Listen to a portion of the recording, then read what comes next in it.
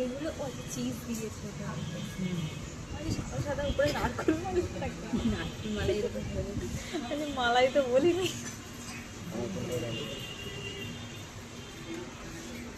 পঞ্চান্ন নিচ্ছি কি বাবা সব চাবি দেয়।